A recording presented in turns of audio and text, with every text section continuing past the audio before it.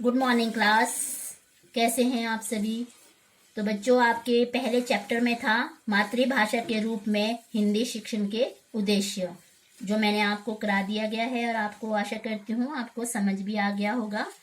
तो आज जो आपका है द्वितीय भाषा के रूप में हिंदी शिक्षण के उद्देश्य। तो द्वितीय भाषा के रूप में हिंदी शिक्षण के उद्देश्य यानी जो भाषा शिक्षण के उद्देश्य होते हैं वो निश्चित होते हैं, परंतु मातृभाषा के रूप में पढ़ाई जाने वाली किसी एक भाषा के शिक्षण के उद्देश्य तथा विदेशी या द्वितीय भाषा के रूप में पढ़ाई जाने वाली उसी भाषा के शिक्षण के उद्देश्य में पर्याप्त अंतर पाया जाता है। यानी द्वितीय भाषा के रूप में हिंदी शिक्षण का मुख्य उद्देश्य बालकों में चारों कौशलों जैसे श्रवण कौशल, भाषण कौशल, वाचन कौशल और लेखन कौशल का विकास करना है। यह तभी संभव हो सकता है यदि कोई बालक द्विभाषा के रूप में हिंदी सीखने के पश्चात अपने सतत अभ्यास व लेखन प्रतिभा के बल पर हिंदी भाषा में साहित्य की रचना करने लग जाए।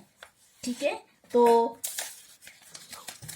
इसमें आपका है कि द्वितीय भाषा के रूप में हिंदी शिक्षण के उद्देश्यों को व्यवहार, भाषा, संस्कृति तथा साहित्य के आधार पर भी बांटा जा सकता है। जैसा इसका मुख्य उद्देश्य है, सबसे पहले आपका जो उद्देश्य है व्यवहारिक उद्देश्य। व्यवहारिक उद्देश्य का मतलब है जो द्वितीय भाषा के रूप में हिंदी के शिक्षण का व्यवहारिक उद्देश्य क्या होना चाहिए।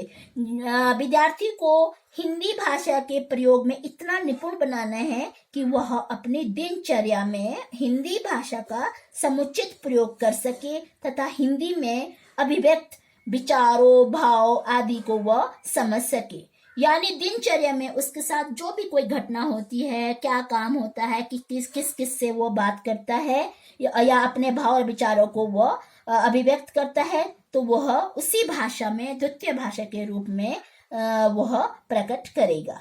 दूसरा है आपका सांस्कृतिक उद्देश्य। इसमें भले ही भारत में भिन्न भाषी लोग रहते हैं, क्योंकि भारत बहुभाषी देश है, वहां पर विभिन्न धर्मों के लोग भी रहते हैं और विभिन्न भाषा भाषी वाले लोग भी रहते हैं, तो परंतु उनकी जो संस्कृति व परंपराओं में पर्याप्त समानता भी होती है। हिंदी साहित्य में पूरी भारतीय संस्कृति व परंपराओं की झलक भी देखी जा सकती है। जिस तरह से प्राचीन भारतीय ग्रंथों में प्रस्तुत ज्ञान, नीति आदि को हिंदी में स्पष्ट करना सरल व सहज हो जाता है।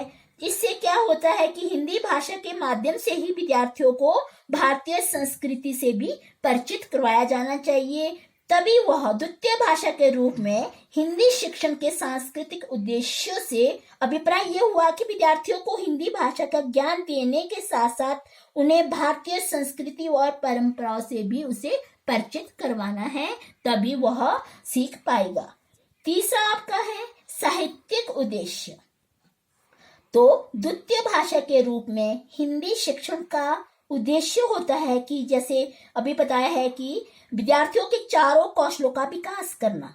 यह आवश्यक तो नहीं है कि प्रत्येक विद्यार्थी हिंदी सीखने के बाद हिंदी भाषा में साहित्य की रचना करे, परंतु द्वितीय भाषा के रूप में हिंदी शिक्षण का एक प्रमुख उद्देश्य जरूर होता है कि विद्यार्थियों को इतना सक्षम बनाना होता है कि वह हिंदी साहित्यों का अध्ययन कर सके और अपने भीतर मानवीय संवेदना, मूल्य आदि को भी वह जागृत कर सके।